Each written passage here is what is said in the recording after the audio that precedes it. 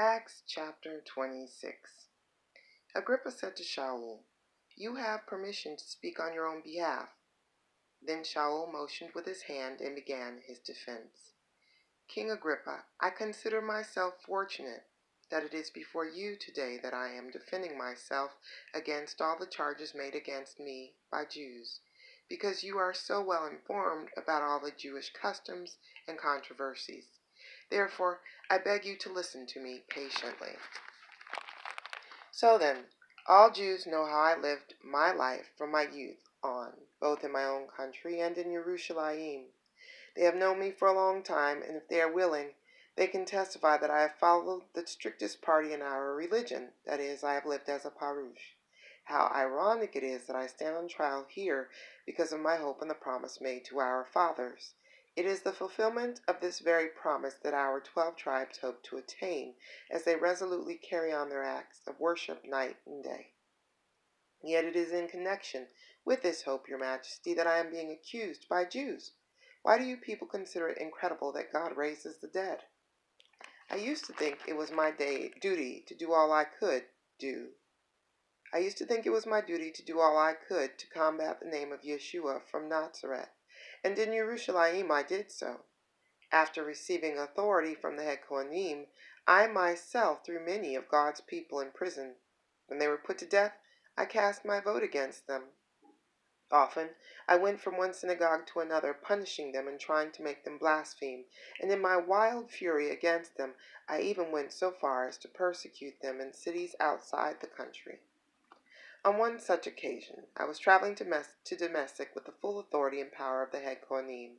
I was on the road, and it was noon, Your Majesty, when I saw a light from heaven, brighter than the sun, shining around me and my traveling companions.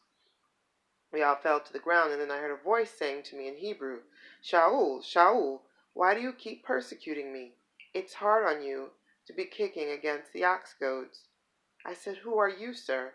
And the Lord answered, "I am Yeshua, and you are persecuting me. But get up and stand on your feet. I have appeared to you to appoint you to serve and bear witness to what you have already seen of me, and to what you will see when I appear to you in the future. I will deliver you from the people and from the Goyim. I am sending you to open their eyes, so they will turn from darkness to light, from the power of the adversary to God, and thus receive forgiveness of sins and a place among those who have been separated for holiness by putting their trust in me." So, King Agrippa, I did not disobey the vision from heaven. On the contrary, I announced first in Damascus, then in Jerusalem, and throughout Yehuda, and also to the Goyim, that they should turn from their sins to God, and then do deeds consistent with that repentance. It was because of these things that Jews seized me in the temple and tried to kill me. However, I have had God's help, so this day I stand testifying to both small and great, saying nothing but what both the prophets and Moshe said would happen, that the Messiah would die, and that he, as the first to rise from the dead, would proclaim light to both the people and the Goyim. But just as he reached this point in his defense, Festus shouted at the top of his voice, "Shaul, you are out of your mind. So much learning is driving you crazy." But Shaul said, "No, I am not crazy, Festus, Your Excellency. On the contrary, I am speaking words of truth and sanity. For the king understands these matters, so to him I express myself freely, because I am sure that none of these things have been hidden from him. After all, they didn't happen in some back alley. King Agrippa, do you believe the prophets? I know you believe." Agrippa said to Shaul, "In this short time, you're trying to convince me to become messianic?"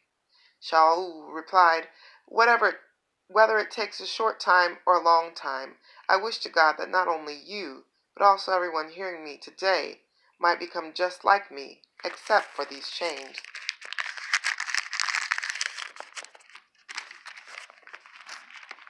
Then the king got up, and with him the governor, and Bernice and the others sitting with them. After they had left, they said to one another, "This man is doing nothing that deserves either death or prison." And Agrippa said to Festus, if he hadn't appealed to the emperor, he could have been released.